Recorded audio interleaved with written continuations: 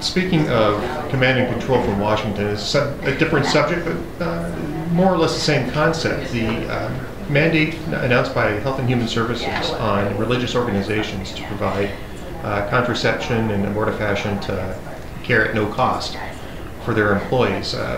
I know that you're a deeply committed pro-life governor. What does that say to you about this administration? And frankly, isn't that a rather foolish political position to take in an election year anyway? I made the statement that the Obama administration was conducting a war on religion, and it caused a lot of people to go, oh my goodness, you can't say that. And now, I think last night it was probably the subject on as many talk shows, whether it was TV, radio, and been editorialized about as any subject is facing us in this country right now. I was right then, I'm right now. This administration is conducting a war against organized religion in this country. And you just look at whether it was the ministerial exception that they went after, and you know, it 9-0 in the Supreme Court. I mean, even his leftist leaning judges ruled against this administration on that issue. Then you had clearly they're after Texas. They're after Texas for a lot of reasons. We are I would suggest to you, one of the most pro-life states in the country. We passed parental notification, parental consent. We defunded Planned Parenthood. There are, I think, almost a dozen of those clinics that are closed down now. And we passed a sonogram bill where a pregnant female who's contemplating an abortion must have a sonogram, talk to the doctor about it, look and see that that's not just a lump of flesh inside of you, that's a human being. Right. So all of those collectively have really drawn a spotlight onto Texas. So their latest ploy was to say that we can't have a waiver in Texas. I think it's 1115 is the number of the waiver. It's an 1115 waiver for our low-income females to get the type of preventative care.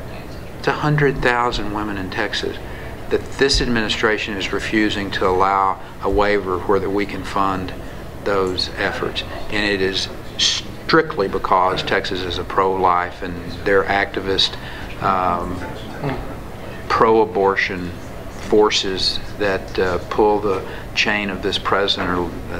You know, they're telling him, but it's no different than well, it's different, but this president does not have, I think, a core set of beliefs. He listens to the political winds blowing from his base, and that's how he responds.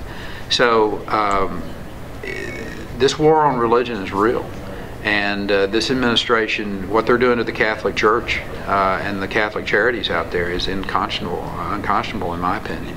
And again, I hope people of faith, whatever that faith may be, realize that, listen, if they can do this to the Catholic Church, don't think that, as a matter of fact, there was a priest on last night. I just happened to catch a little snippet of it, and he was talking about if they can do this to the Catholic Church, then they can come back in and say that you must, in your cafeteria, serve pork. And he said, now, how are our Muslim friends going to think about that? And you know, that, don't tell me that's a stretch.